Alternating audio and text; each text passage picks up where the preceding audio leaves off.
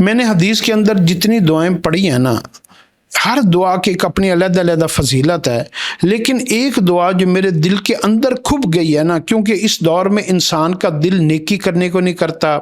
گناہوں کے اوپر ہر وقت وہ جو ہے نا تیار رہتا ہے، دل سخت ہو گئے ہیں، کمائیاں غلط ہیں، حرام کی کمائیاں ہیں، بول چال غلط ہے، اخلاق غلط ہیں، معاملات غلط ہیں، اور ماحول بڑا غلط ہے، اور انسان ایسی آزمائش میں چل رہا ہے کہ کسی بندے کو، نیک بندے کو ڈھونڈنا بڑا مشکل ہے۔ تو اس دور میں اگر آپ کہتے ہیں نا کہ آپ کا دل جو ہے نا وہ آپ کے پاس قابو میں رہے، کیونکہ دل جو ہے نا اس کو بادشاہ کا لقب دیا گیا کہ یہ پورے جسم کا بادشاہ ہوتا ہے، یہ اپنا حکم پورے جسم کے اوپر چلاتا ہے۔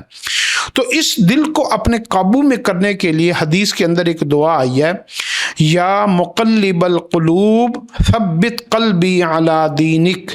یا مصرف القلوب صرف قلبی علی طاعتک،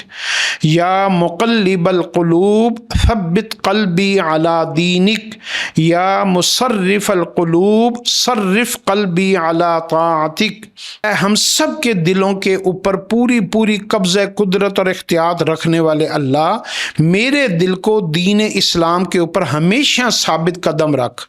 اے اللہ، ہر چیز آپ کے حکم سے ہوتی ہے، میرے جسم کے، میری زندگی کے تمام اعمال کو اپنی اطاعت فرما برداری کے اوپر ہمیشہ قائم رکھ، یعنی مجھے نافرمانی میں مبتلا نہ فرما۔ تو یہ دعا اگر آپ اپنے، جب بھی آپ کا دل سخت ہو، آپ سمجھیں آپ سے نیکی دور ہو رہی ہے اور آپ کا جو ہے نا گناہ کے اوپر آپ بڑے شیر ہو گئے ہیں اور آپ کا جو ہے نا آپ کا دل آپ کے قابو میں نہیں رہا، تو پھر آپ یہ دعا ضرور پڑھا کریں۔